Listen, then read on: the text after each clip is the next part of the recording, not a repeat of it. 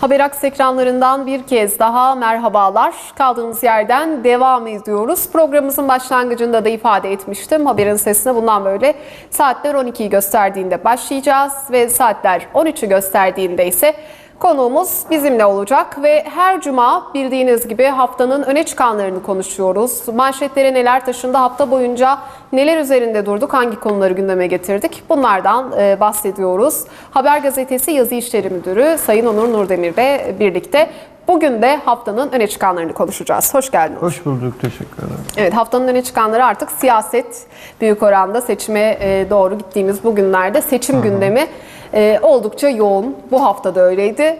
Mart'a kadar da sanıyorum öyle olacak. Parti istersen değerlendirmiş olalım. Evet. Adalet ve Kalkınma Partisi'nden başlayacak olursak bugün de sıcak açıklamalar var. Sayın Özasakin'in açıklamaları oldu geçtiğimiz dakikalarda. Hafta sonu yarın özellikle önemli bir gün. Çünkü temayül yoklaması yapılacak partide. Nasıl görüyorsun şu ana kadar AK Parti'nin genel manada seçim yoğunluğunu, trafiğini? Ya şöyle aslında hani bütün özellikle AK Parti cenahında büyük şehirler tabii ki her zaman çok önemli. Bütün şehir seçim bölgeleri çok önemli ama şu anki bütün yapı aslında 3 büyük kente dönmüş durumda. Yani İstanbul, Ankara ve İzmir'den bahsediyoruz. Tüm denklemler de bunun üzerine kurulmuş durumda. Birçok isim ki az önce sen de bahsettiğin Sayın Özasaki bir televizyon kanalına katıldığı programda bu soru soruldu. Ankara için sizin de isminiz geçiyor sorusunun cevabı olarak kendisi de aynı şeyi söyledi. Yani uygun görülürse Bismillah der yola çıkarız dedi Sayın Özasaki. İşte geçen haftalarda da konuştuk yani hani Süleyman Soylu'nun ismi çok revaçta. 3 şehir içinde hangisi olacağına bir türlü karar verilememiş durumda ama tüm bunların yanı sıra birçok isim özellikle bu 3 şehir için dillendiriliyor. Belediye başkanları ki İzmir için çok kritik bir nokta var. Ticaret ve Sanayi Odası Başkanı'nın adaylığı uzun süredir tartışılıyordu AK Parti içerisinde ve onunla ilgili yani oda başkanlarının aday olduktan sonraki süreçte tekrardan görevlerine dönebilmeleri için bir yasal düzenleme yapılmak üzere. O da yani özellikle kendisine yönelik bir kanun teklifi ya da kanun değişikliği olarak yorumlandı. Mümkün müdür? Mümkündür ama Binali Yıldırım gibi çok güçlü bir isim var ki İstanbul için de geçen isimlerin başına geliyor. Benim şahsi kanaatim de Sayın Binali Yıldırım'ın İstanbul'dan Büyükşehir Belediye Başkan adayı olacağı yönünde. Süleyman Soylu'nun ben daha ziyade Ankara için düşünüldüğü kanaatini taşıyanlardanım.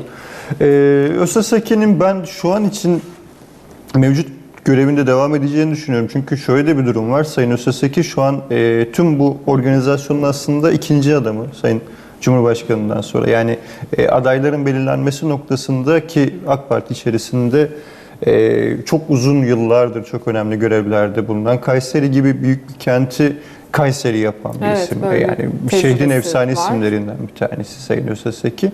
Ben Ankara için açıkçası Özasaki isminin düşünüleceğini kanaatini taşıyanlardan değilim. Yani yine şahsi kanaat olarak söylüyorum. İstanbul için Sayın Soylu, Ankara için özür dilerim. İstanbul için Sayın Binali Yıldırım, Ankara için Sayın Süleyman Soylu ve İzmir için ise Ticaret ve Sanayi Odası Başkanı'nın adaylığının söz konusu olduğunu düşünüyorum. Onun dışında bölgede olan gelişmelere dair AK Parti'de neler olacağı hiç şüphesiz çok merak edilenlerden bir tanesi. Samsun'da ordudaki durum da epey karışık bir vaziyette. Görevden istifa etmişti Sayın Başkan o dönemde. Yani hepsini üst üste koyduğumuzda bütün denklem aslında 3 büyük şehir için şu an konuşuluyor ama elbette diğer şehirler için de çok da vakit kalmadı. Yani tahmin ediyorum Aralık ayının İkinci haftasına kadar tüm partiler tüm seçim bölgelerinde adaylıklarını açıklayacaklardır. Evet ve hafta içinde tabii yapılan bazı değerlendirmeler de oldu. Örneğin yapılan değerlendirmelerde 3 dönem kuralının büyük oranda uygulanacağı ifade edildi. Bazı istisnalar olabilir dendi. Yine milletvekilleri noktasında milletvekillerinin belediye başkanlığı için aday olması noktasında bazı istisnalar olabilir ama bu istisnalar bir elin parmağını geçmez şeklinde ifadeler vardı. Yine AK Parti ile ilgili baktığımızda İstanbul'un özellikle kilit noktalardan biri olduğunu ve İstanbul'da özel bir çalışmanın yürütüldüğünü görüyoruz. Samsun'a baktığımızda ise Büyükşehir için 2 ismin aday adayı olduğunu bu hafta duyurduk seyircilerimize. Bunlardan biri esasen sürpriz oldu diyebiliriz. Çünkü Atakum'un eski belediye başkanı kendisi ki Atakum'da da billboardlarda görmeye başlamıştık. Sayın Adem Bektaş Büyükşehir Belediyesi için aday olduğunu duyurdu. Onun yanı sıra Necati Alkan da yine aday adaylarımız arasında. Yerelde sen nasıl görüyorsun Adalet ve Kalkınma Partisi'ni şu an için? Yani bir kez daha ki şu anki son rakam 90'a yaklaştı tüm ilçelerle birlikte AK Parti'deki belediye başkan adayları sayısı. Tabii ki herkesin gözü Büyükşehir Belediyesi'nde. Yani Sayın Yusuf Ziya Yılmaz'ın 19 yılı aşkın süredir sürdürdüğü Büyükşehir Belediye Başkanı'nın ardından hatırlayalım bir kez daha Sayın Zihni Şahin bu görevi üstleniyor bir süredir. Yani Büyükşehir şöyle, bunu AK Partili siyasetçiler de dile getiriyorlar. Hani siyaset, özür diliyorum, seçim zaten büyük oranda AK Parti'nin kendi içerisinde yaşayacağı bir seçim olacak. Yani çıkacak aday büyük oranda zaten yeni Büyükşehir Belediye Başkanı'nı belirleyecek. Onun dışında mevcut belediye başkanlarından Büyükşehir Belediye Başkan adaylığı için çalışan, mücadele eden, daha önce bu noktada iradesini ortaya koymuş önemli isimler var ama 3 dönem kuralıyla ilgili işte o muamma nasıl çözümlenecek onu merak ediyoruz. Yani Sayın Osman Genç bir dönem belde belediye başkanı olarak Canik'te görev yaptı. 2 dönemde belediye başkanı olarak. O bu 3 dönem kuralında takılır mı, o bunun içerisinde sayılır mı? Bu teknik detayların nihai kararını şüphesiz genel merkez verecektir. Sayın Cumhurbaşkanı verecektir. Ama nasıl bir tablo olur? Milliyetçi Hareket Partisi Samsun'da uzunca bir süredir ikinci parti konumunda. Büyükşehir'de de aynı şekilde. Ve orada gösterilecek aday, yani Milliyetçi Hareket Partisi'nin Samsun Büyükşehir Belediyesi için göstereceği aday da bence burada kritik bir rol oynar. O kritiklik de AK Parti içerisindeki yani tabanda birbirine çok geçişken olan oylarda biraz aday endeksteki anketlerin neredeyse tamamına baktığımızda aynı şey çıkıyor. İnsanlar hala net bir şekilde elbette partilerin arkasında olan milyonlarca seçmen var ama iradenin büyük bir kısmı da aday endeksi olarak yoluna devam edecek gibi. Yani adayların kim olduğu ile ilgili bir bekleyiş var. Onun için Cumhuriyet Halk Partisi bu denklemin dışında gibi, kendileri de dışında. Yani hani şu an için Büyükşehir Belediyesi'ne adayı olan bir isim yok. Her şeyden önemlisi mutlaka bir isim gösterilecektir. Ama işte bugün gazetemizde de paylaştık. Bir ittifak iddiası ortaya atıldı. İYİ Parti ile Cumhuriyet Halk Partisi'nin ittifak iddiası. Yerelde bu etkili olur mu? Yani Samsun'da şimdi 24 Haziran'ı baz almak durumundayız. Anketleri bir tarafa bırakırsak işte toplamda 3 milletvekilinin bir araya getirdiği bir oy kitlesi Büyükşehir Belediyesi'ni almaya yeterli olur mu? İşte aynı denklem üzerinden bakmak çok doğru olmayacak. Yani burada özellikle 4 partinin yani AK Parti, CHP, MHP ve İYİ Parti'nin adaylarının kimler olacağı ve bu süreç nasıl ilerleyeceği ile ilgili bir nokta var. Sayın Akşener'le Sayın Kılıçdaroğlu'nun hafta içerisinde kısa da olsa bir görüşmeleri oldu ama bundan sonra bu devam edecek gibi. Samsun'a sirayet eder mi? Cumhuriyet Halk Partisi için konuşalım. Başka da bir şansları yok. Yani şayet Cumhur İttifakı hayata geçmezse, ki ben hala o noktada Cumhur İttifakı'nın belli bölgelerde en azından devam edeceği kanaatini taşıyanlardanım. Ama şayet olmazsa İYİ Parti'nin oyuna kesinlikle ihtiyacı var Cumhuriyet Halk Partilerinin ve aday profilinin de daha merkez sağa yakın bir isim üzerinden konuşlandırılabilmek durumunda kalınacağını düşünenlerdenim yine aynı şekilde. Ama şu çok enteresan, belki de en garip olan da o, ana muhalefet partisinin Samsun gibi büyük bir kentte hala Atakum haricinde, yani sadece Büyükşehir Belediyesi için söylemiyorum, Atakum haricinde yaratabildiği bir sinerji yok. Evet. Yani 2 tane ilçede, Çarşamba ve Yakakent'te belediye başkan adaylarını açıkladılar. Ama bu açıklamalarının gerekçesi zaten o isimlerden başka adayının olmamasıydı.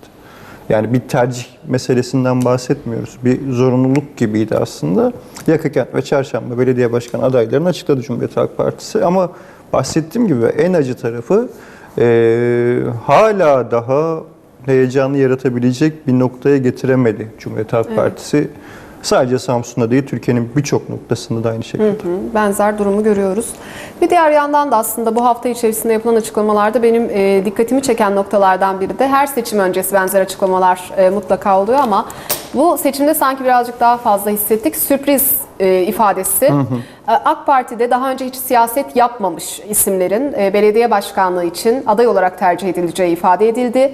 Milliyetçi Hareket Partisi'nde de özellikle il başkanı Sayın Tekin'in de geçtiğimiz haftalarda da dile getirdiği açıklamaları vardı. Sürpriz olacak. Özellikle Atakum'u işaret etmişti. Sen bunu nasıl değerlendiriyorsun? Hiç siyaset yapmamış isimler bir avantaj mı partiler için sence yoksa bir dezavantaj mı? Ya aslında buraya iki yerden bakmak lazım. Ben sürpriz aday noktasında iki farklı eleştirim var. Bir tanesi aslında tüm siyasi partiler için bu dönem, yani 24 Haziran'da biraz buna yakındı ama yerelde siyaset yapmanın dengelerini düşünerek maalesef az önce saydığımız 4 siyasi parti, yani HDP'yi bir kenara koyduğumuzda meclisteki grubu bulunan partiler, siyaset üretmenin de dışında insan üretmekte de çok ciddi sıkıntı yaşıyorlar. Kendi kadrolarından, kendi teşkilatlarından, kendi örgütlerinden yeterli donanımda insanların çok fazla yetişmediğinin göstergesi aslında bu.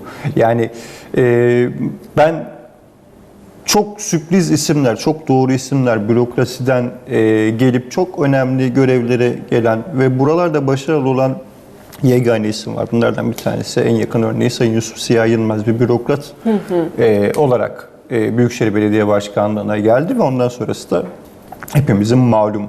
Yani başarılı örnekler var. Ama bu başarılı örneklerin sayısı çok fazla değil. Yani bugün 4 siyasi parti de sürpriz olabilir derken işte bundan bahsediyor. Yani yok, hakikaten. Partiler, teşkilatlar kendi içerisinden, kendi geleneklerinden isimleri oralara taşıma noktasında sıkıntı yaşıyorlar. Ya o nitelikteki insanlar bu siyasetin kendi dinamikleri içerisindeki yapılanmadan rahatsız oldukları için kendilerini dışarıda bırakıyorlar ya da birileri o insanları dışarıda kalmaya itiyor. Şimdi böyle olunca da siyaset insan üretme noktasında çok ciddi sıkıntı yaşıyor. Yani sürpriz derken dinamiklerde yok zaten. Yani tüm siyasi partiler için söylüyorum. İkinci bir nokta sürpriz isime yaptığım eleştiri. O da bu tüm az önce saydıklarımın yanında aslında biz, bu daha acı belki, siyaset üretmenin acziyetiyle beraber sağda solda bize yakın kim var ya da bize yakın olmasa da bizi temsil etme noktasında bir köprü görevi gördürüyorlar o insanlara. Yani popülaritelerinden mi faydalanılmış? Onu kullanmak istemedim. Yani bu popülizm demek istemedim ama evet, yani dediğin noktaya gelelim. Bu çok popülist bir yaklaşım. Özellikle büyük şehirlerde belli isimlerin karizmalarından yararlanarak, ki bunu futbolcularından tutun sanatçı diye ortalıklarda gezinen birçok insan, işte bugün milletvekili olduğunu biliyoruz.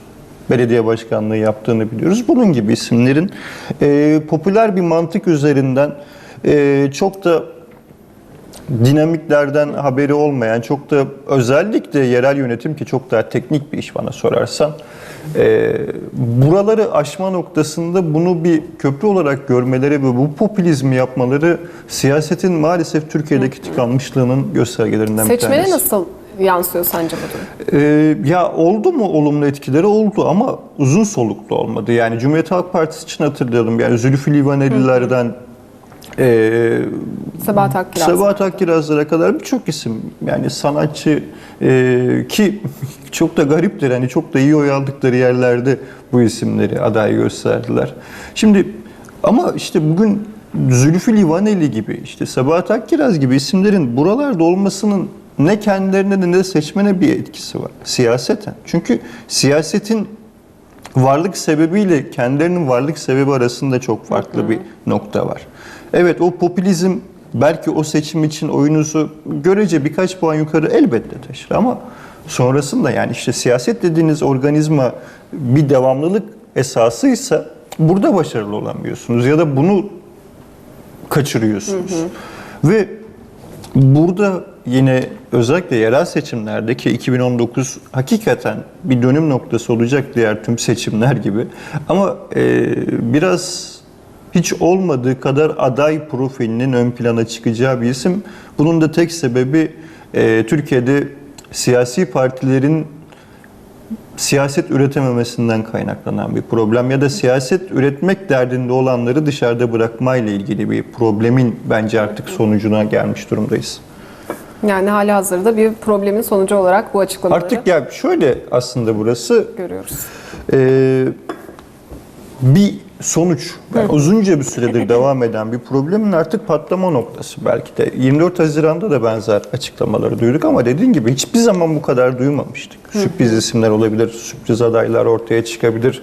Her yerde güçlüyüz falan, onlar siyasetin içerisinde var olan şeyler ama bu uzunca bir süredir, belki 20 yıldır, belki 30 yıldır, belki 12 Eylül'den bu yana devam eden bir geleneğin artık ya da bir sistematiğin, bir siyaset yaratma, kendi siyasetini yaratma argümanının doğurduğu bir sonuç.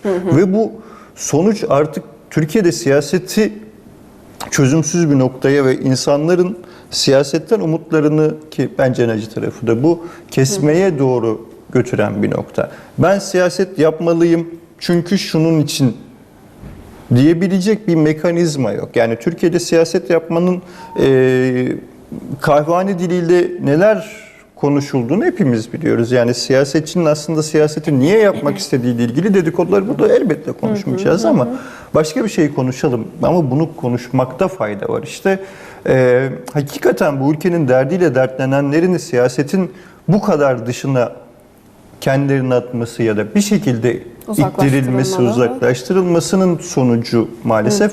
Bundan sonrası çok daha tehlikeli ama şu var, bunu da unutmayalım. Siyasetin arka planında, ki bunu burada defalarca söyledim, profesyonel bir yapılaşmanın olması gerektiğiyle ilgili bir tartışmayı uzunca bir süredir burada konuşuyoruz ama bundan sonra şayet bu üretimsizlik, bu kısırlık devam ederse insan kazanımında siyaset yapanın da artık daha profesyonel insanlar olacağı, yani profesyonelden kasıt daha parasının olan, daha elit diye kendilerini piyasada hüküm sürdüren insanların yapmakla mükellef olduğu bir noktaya doğru götürecek ki demokrasi kavramından bu yana işte darbeleri falan tartıştığımızda belki çok bambaşka bir tartışmanın sonucu aslında bu sürpriz adaylar çıkışı. Ve sonuçlarını daha uzun vadede göreceğimizi anlıyorum senin bu anlattıklarından. Şu anda biz bunları tabii haberleştiriyoruz, paylaşıyoruz, yapılan açıklamalar gündemde ama bu açıklamaların, işte bu durumun sonucu belki önümüzdeki yıllarda daha net şekilde karşımıza çıkmış olacak. Muhtemelen. Teknik açıdan da değerlendirdiğimizde aslında sosyolojik boyutları da olan bir konu baktığımız vakit. Cumhuriyet Halk Partisi'nden birazcık söz edelim ki bu hafta sen de az önce ifade ettin, bir görüşme yapıldı İYİ Parti ile. İYİ Parti Genel Başkanı Meral Akşener'le Cumhuriyet Halk Partisi Genel Başkanı Kemal Kılıçdaroğlu bir araya geldiler. Genel konuların görüşüldüğüne dair bir açıklama yaptı Sayın Seyit Torun görüşmenin hemen ardından ve önümüzdeki süreçte yine diğer muhalefet partilerini de geçen seçimde olduğu gibi ziyaret edecek Sayın Kılıçdaroğlu. İlk olarak nasıl değerlendirdin bu görüşmeyi? Hakikaten bir ittifak olur mu ki bazı iller için özellikle bir ittifak 14 ilde ki Samsun'un da dahil olduğu 14 ilde bir ittifakın olacağına dair haberler yansıdı. Ne dersin, hakikaten olur mu? Ya işte Cumhuriyet Halk Partisi'nin nasıl bir siyaset izleyeceğiyle alakalı bir durum. Şimdi iki seçenek var. Bir tanesi sonuçları başarı mıdır, başarısızlık mıdır ayrıca tartışılır ama işte Muharrem İnce'nin Cumhurbaşkanlığı seçiminde aldığı oy oranı Cumhuriyet Halk Partisi'nin adayı olduğu için bir başarıdır.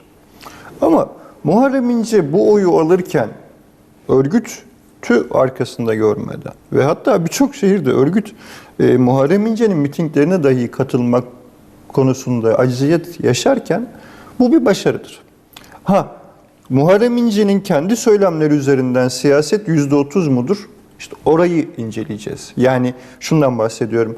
İnce işte klasik bir sosyal demokrat siyasetçi söylemleri üzerinden hareket etti. Yani ne dedi? İşsizlik dedi, ekonomi dedi, hayat pahalılığı dedi.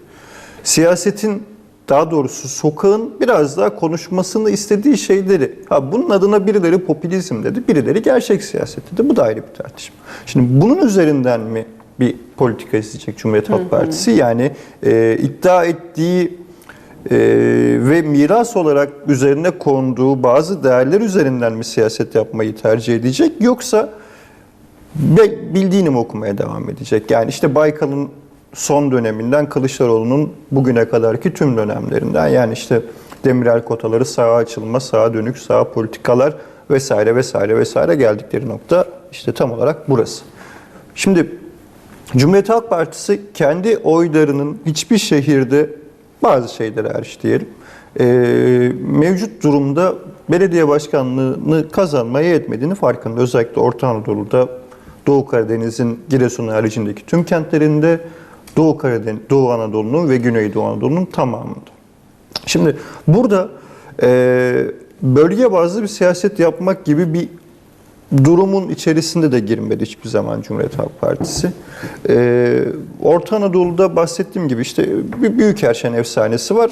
Sayın Büyükerşen belki bir kez daha aday.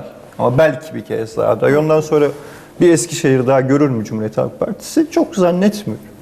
Bir Büyükerşen'in bir daha yetişmeyeceği gibi. Şimdi buralarda siyaseti uygularken bu tür isimlerle hareket etmesi tabii karşılanmalı mı, karşılanmamalı mı? Doğu Anadolu'da oradaki seçmen yapısına uygun bir politika izleyen isimlerle mi yola gitmeli? Güneydoğu'da, Akdeniz'de, Trakya'da ya da Marmara'da. Bunu Cumhuriyet Halk Partisi önce bir kararını vermeli. Ve bu vereceği karar üzerinden kendisine bir argüman üretmeli. Yani ben Trakya'da Trakya seçmenine göre bir politika ya da bir aday profili çizecekken ortaya, Güneydoğu'da bambaşka bir profil üzerinden aday çalışması yapmak istiyorum. Ben şunu istiyorum. Her ne politik olursa olsun ben buna halkın istediği de, halkın arzuladığı şekilde siyaset yapmak da diyebilirsin. Buna popülizm de diyebilirsin. Yine tercih senin. De strateji dediğin kelime işte tam olarak bu zaten. Yani buraya işte karar verecek. Cumhuriyet Halk Partisi'nin strateji yürüteceğinin. Yani 92 yıllık bir partiden bahsediyor. Öyle bir miras olduğunu bahsediyor ki işte buradan bakarsan dünyanın en eski siyasi partilerinden bir tanesi. Bir geleneği olduğunu iddia eden bir siyasi partinin biz hala yerel seçimlerde nasıl bir yol izleyip izlemeyeceğini tartışabiliyorsak ve buradaysak hala o partiyi yönettiğini iddia eden insanların belki de dertlenmesi gereken. Böyle bir durum var. Birazcık daha yerelde, bölgede değerlendirecek olursak bazı şehirler için adayları açıkladı. Giresun dikkatimizi çeken noktalardan biriydi bölgemizde olması sebebiyle ve Cumhuriyet Halk Partili bir belediye tarafından yönetilmesi sebebiyle Sayın Kerim Aksu'nun yeniden aday gösterildiğini gördük baktığımız vakit. Yine Samsun'dan senin de belirttiğin gibi 2 ismi açıkladı Cumhuriyet Halk Partisi ve Samsun'da özelde baktığımızda da genellikle Atakum'a yönelik bir yoğunluğun olduğunu aday adaylığı noktasında görüyoruz. Giresun'da Kerim Aksu ile devam edilmesini nasıl yorumladın? Yine Samsun'da Atakum'a yönelik bu yoğunluğu yine nasıl yorumlarsın Cumhuriyet Halk Partisi? Giresun'u iyi bilen bir insanım ki hayatımın yaklaşık 25 yılı orada geçti, Giresunluyum. Kerim abiyi de iyi tanıyanlardan bir tanesiyim. Giresun profiline uygun isimlerden bir tanesi. O da belki kıyaslamak çok doğru olmayacak ama işte şehire özgü aday, şehirle simgeleşmiş isimlerden bir tanesidir Kerim Aksu ki karşısına adayı çıkmadı, çıkmazdı. Bundan sonrası için Kerim Aksu'nun tavrı ne olur ya da o eski karizmasında mı, onu tartışırım. Ama Giresun'da şu an Kerim Aksu'dan başka çıkabilecek bir aday yok. Yani Kerim Aksu'yla yarışabilecek, iddiayı ortaya koyabilecek bir isim yok. Bunun gerekçesini de yine parti içerisindeki demokrasiyle yorumlamak mümkün. Bölgeye gelelim. Yani Samsun'a döndüğümüzde, şimdi az önce de bahsettik ya, niye Atakum? İşte en önemli iştah kabartan nokta 2 dönem, hatta işte 2,5-3,5 döneme yakın Cumhuriyet Halk Partili belediyeler tarafından yönetilmesi, bu bir. İkincisi referandumda hayır çıkması ki Samsun'da başka bir şehirde çıkmadı. Karadeniz'de de nadir çıkan büyük ilçelerden bir tanesi. Şimdi hesaplar bunun üzerine ve işte siyasetin matematiğini ortaya koyduğunda evet doğru. Ama siyasetin daha doğrusu şöyle söyleyelim. Matematiği ortaya koyduğunda böyle ama siyasetin matematiği bunu söylemez. Daha doğrusu siyasetin matematiği buradan okumaz hiçbir şeyi. Büyük bir ilçe, Karadeniz'in en büyük ilçesi ve hakikaten son yıllarda yapılan yatırımlarla muazzam bir cazibe merkezi. Atakum muazzam bir kent haline geldi. Ve seçmen profilinin daha sosyal demokrat olduğu varsayımı üzerinden hareket ediyor herkes ama ben Cumhuriyet Halk Partili aday adaylarıyla da, Atakum Belediye Başkanı'yla da ya da AK Partili aday adaylarıyla da sohbetlerimizde hep aynı şeyi söylüyorum. Şimdi profilden kastedilen şey çok fazla değişti. Yani son 4 yılda Atakum'a bir ilçe nüfusu daha, yani evet. Atakum'a gelen son 4 yılda gelen nüfus ortalama bir Anadolu kentinin il merkezi kadar. Yani 50 bin insandan bahsediyoruz. 4 yılda 50 bin nüfusun Atakum gibi bir ilçeye taşındığından ve o profilin o şekilde tezahüründen bahsediyoruz. Yani daha kozmopolit bir yapı haline geldi Atakum. Cumhuriyet Halk Partisi'nin en belki de tek şanslı olduğu nokta Atakum'la beraber yaka kent. Yani 1,5 hedefleri de o. Yani partinin de hedefi o. Bu güçlü isimler ki hakikaten çok önemli isimler.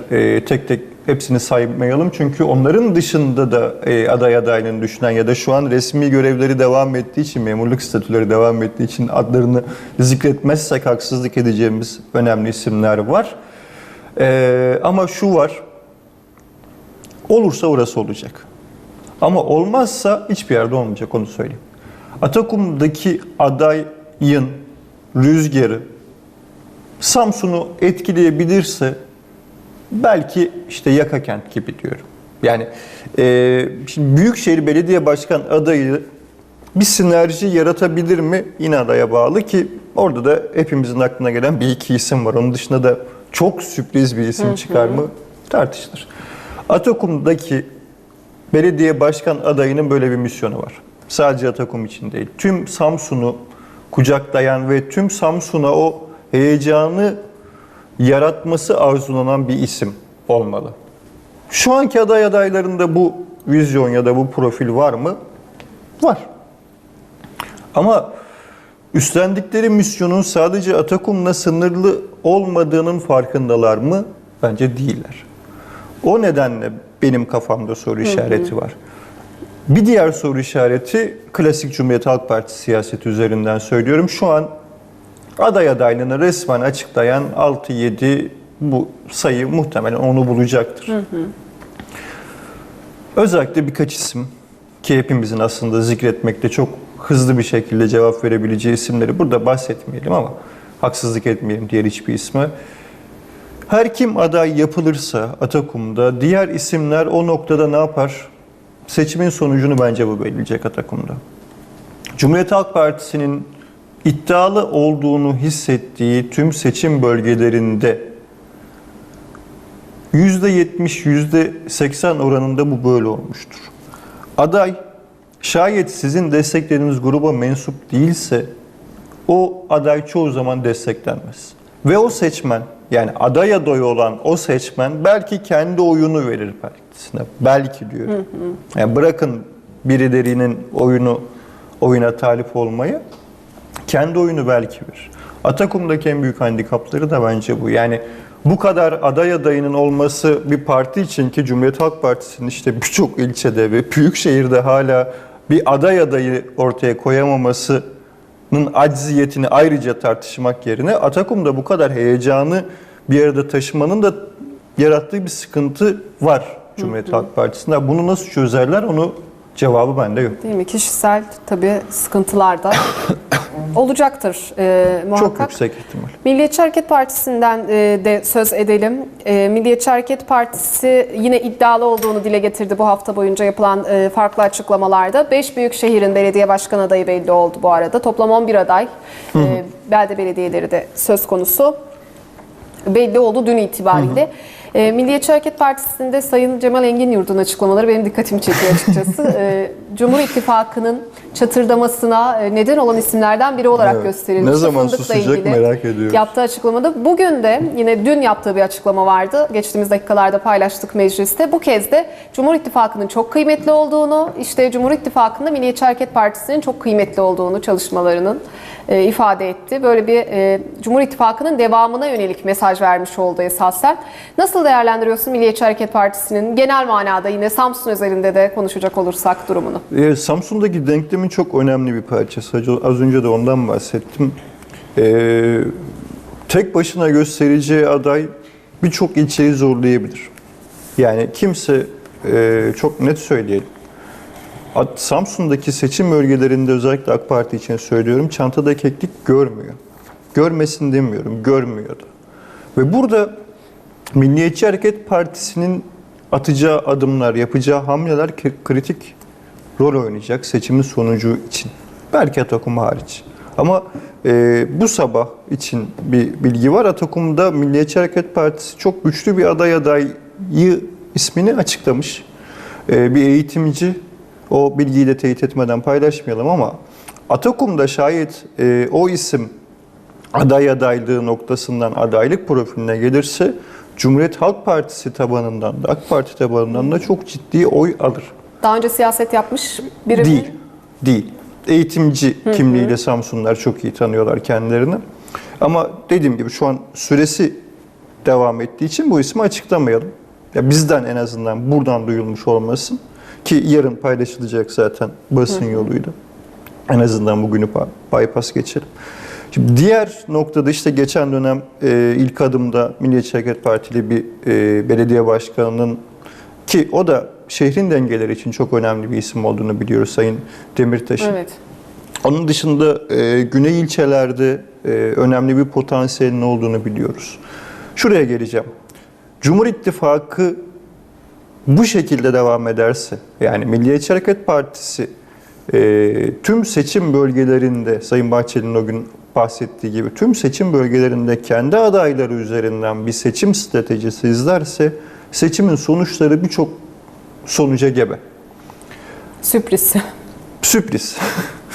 Büyük şehirlerde, ki benim en başından beri iddiam o, Ankara'da, İstanbul'da, İzmir'de ve birkaç büyük şehirde de, ki işte bu saydıklarımızın, yani Milliyetçi Hareket Partisi'nin şu an mevcut belediye başkanlığı koltuğunda oturan isimler zaten açıklandı yüksek oranda. Bunun Evet. dışındaki büyük şehirlerde, belki Samsun'da dahil olmak üzere, ben ittifakın devam edeceği kanaatindeyim. Bu işte hep bahsettik ya, AK Parti'nin güçlü olduğu noktalarda bir başkan yardımcısı hüviyetiyle işte birinci sıradan oraya gösterilecek bir kontenjan adayının çok güçlü bir Milliyetçi Hareket Partili isim olmasıyla beraber oluşturulabilecek bir sinerjiden bahsediyorum. Çünkü başka türlü her iki parti de çok yıpranacak. Her iki parti de ciddi anlamda, çünkü hep bahsediyoruz ya, tabandaki geçişkenlik çok fazla olduğu için o dengeler çok hassas. İşte AK Parti özellikle ve ısrarla bir değişimden bahsediyor. Sayın İl Başkanı burada bahsetti. Genel Başkan Yardımcıları aynı şekilde bundan bahsediyor. Sayın Cumhurbaşkanı yaklaşık 2 yıl önceden beri gelen bir mental yorgunluktan bahsediyor. Yani mevcut belediye başkanlarından büyük bir kısmının aday yapılmayacağına dair bir öngörü var şu. Ve bu öngörünün üzerinden ya hep az önceden beri bahsettiğimiz çok sürpriz isimler, siyasetin dışından güçlü isimlerle buralar doldurulacak, ya da Milliyetçi Hareket Partisi ile Cumhur İttifakı olmasa dahi adı bir seçim işbirliği yoluna gideceklerdir gibi geliyor bana. Evet, böyle bir durum var. Siyaseti noktalamış olduk esasen. Önümüzdeki haftada muhtemelen yine siyaset üzerinde duracağız. Ki Mart ayına kadar, başlangıçta da bunu söyledik, sürecek yapılan değerlendirmeler, işte adayları artık konuşmaya başlayacağız yavaş yavaş. Bu haftanın öne çıkan detaylarından biri de işsizlik rakamlarıydı ki yine artış söz konusu, %11.1 oranında karşımıza çıktı. 0.5 puanlık bir artışla. Ondan da söz edelim dilersen. Ya bu gidecek. Bu bayağı bir süre gidecek gibi görünüyor. Çünkü işsizliği bu sefer daha makro bir ekonomi içerisinde almak lazım. Yani küçük İşkur gibi adım adım ilerleyen yapıların dışında artık sıkıntı daha büyük. Yani toplu işten çıkarmalara giden bir süreç var. İşte hep aynı şeyden bahsediyoruz belki. Şu siyaset gündemi, yani biz burada yaklaşık 3 ay önce ekonomiyi sonra siyaseti konuşurduk. Şimdi biz de aynı rüzgara kapıldık doğal olarak. Mart'a kadar, yani bundan sonraki süreçten 31 Mart ve işte ondan sonraki bir hafta 10 günlük, yani Nisan ayının ikinci haftasına kadar sadece siyaset konuşacak bir ülke ve o arada neler yaşandığına dair çok fazla bir şey hissetmeyeceğiz.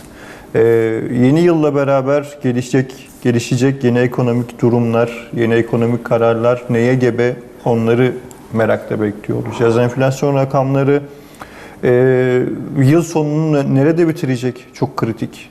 Faiz durumu nereye gelecek? Çok büyük merak konusu. Kur, özellikle dolar kuru 5,5. Yani şöyle, birçok iş adamı, birçok sanayici şunu söylüyor. 5'in üzerinde, yani 5 lira 1 kuruş da olsa dolar, sanayicinin de, büyük çaplı ve orta çaplı işletmecinin de, iş adamının da hareket etme şansı çok fazla yok. Çünkü ithal girdi üzerinden bir ticaret dönmek zorunda bu memlekette. Başka bir alternatifimiz yok maalesef. 5'in üzerinde olduğu zaman hesap yapmayı bırakıyoruz zaten diyorlar. Ve Mart, yani yerel seçimde bunu da üzerine koyduğumuzda bizi hiç de kolay olmayan bir 2019 bekliyor.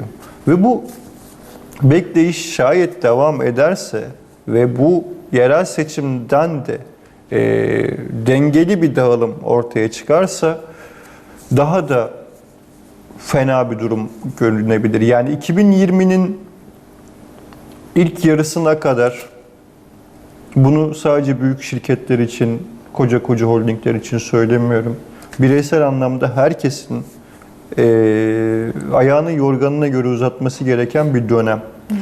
Bunun adına siyasi kriz deyin, bunun adına ekonomik kriz deyin, bunun adına ekonomik savaş deyin, adına her ne derseniz deyin, ortada çok ciddi bir sorun var. Ve bunun siyaseten ve siyaset diliyle çözülmesinin bir anlamının olmadığını da artık anlamalıyız.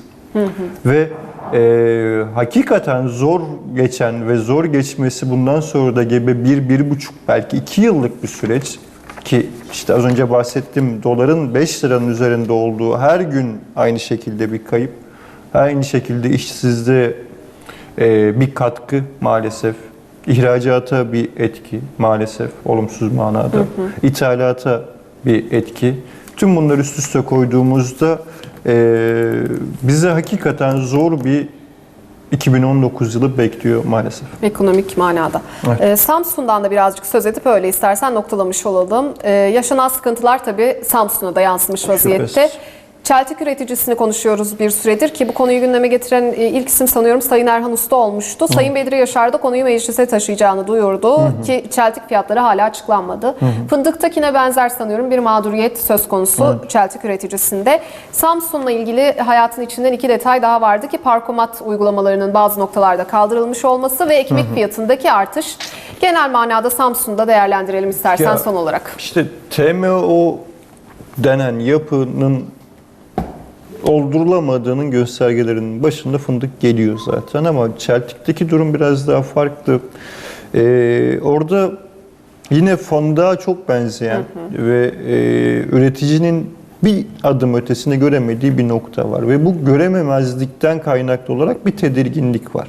Yani az önce bahsettim ya, böyle koca holdinglerin kongordata ilan etmelerinin yanında işte o üretici de, sokaktaki Ayşe teyze de moda tabirle etkisi altına girdi bu noktanın. Şimdi tüm tarım ürünlerinde benzer sıkıntılar var.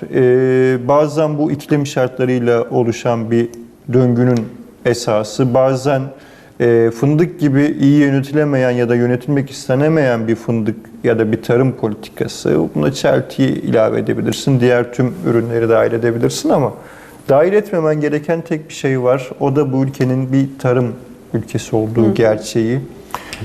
Bu gerçeği atladığımız her anda benzer sıkıntılar yaşıyoruz. Samsun'da da, Amasya'da da, Tokat'ta da, Çorum'da da, Kırıkkale'de de çeltik üreticisi tıpkı fındık üreticisinin yaşadıklarını yaşıyor şu an ve bununla ilgili bir düzenleme talebindeler. Sayın Bedri Yaşar da bunu dile getirdi meclis kürsüsünden. Parkomat meselesi Samsun'un bitmek bilmeyen kısır döngülerinden bir tanesi. İki tarafında hiçbir zaman mutlu olamadığı bir yapı. Yani vatandaş hem ben evimin ya da iş yerimin önüne arabamı park ederken niye para ödeyeyim kardeşim diye bir isyan var. Diğer taraftan yerel yönetimlerin aslında en büyük sıkıntısı bu. Otopark yok. Yani hem trafikten şikayet ediyoruz, hem parkomattan şikayet ediyoruz, hem kendi iş yerimizin önüne arabamızı park ederken ki orada da haklılar. Niye para ödeyelim biz kardeşim diyorlar. Herkes haklı. Ama çözüm var mı? Aslında o kadar da zor olmayan bir çözümü maalesef bir çözümsüzlük noktasına getiriyoruz. Bu memlekette özellikle Samsun şehir merkezinde yani Atakum'da, İlkadım'da ve Canik'teki trafik problemlerinin temel sebeplerinden bir tanesi bu. Yani otopark. Çok böyle büyük projeleri falan konuşuyoruz ama trafik sorunu bu memlekette zorla oluşan bir yapı. Yani belli denetimlerin, belli organizasyonların, belli yapıların, belli düzenlemelerin yapılmamasından kaynaklanan bir sorun ki bu düzenlemeler ya da yaptırımlar aslında o kadar da zor olmayan bir nokta. Sayın Şahin'in başkanlığında Büyükşehir Belediye Meclisi belli cadde ve sokaklarda parkomat uygulamasını kaldırdı ama şimdi bundan sonra yine aynı sıkıntı var. Yani bu sefer orada yine bir park problemi ya da yine bir trafik problemi var. Yani şimdi o caddeler ki şehrin işlek caddeleri ve sokakları yine aynı manzara karşımıza çıkıyor. Yani siz orada bir alternatifini bulamadığınız ya da yaratmadığınız sürece bunu çözüm olarak ortaya koymak bana çok açıkçası doğru gelmiyor. Ekmek meselesi işte bütün az önceki mikro ve makro ekonomik göstergelerin Ayşe teyzeye yansıyan kısmı. Zam mı değil mi, gramaj mı, oyun mu, talep mi, doğru mu, yanlış mı? Yine herkes haklı.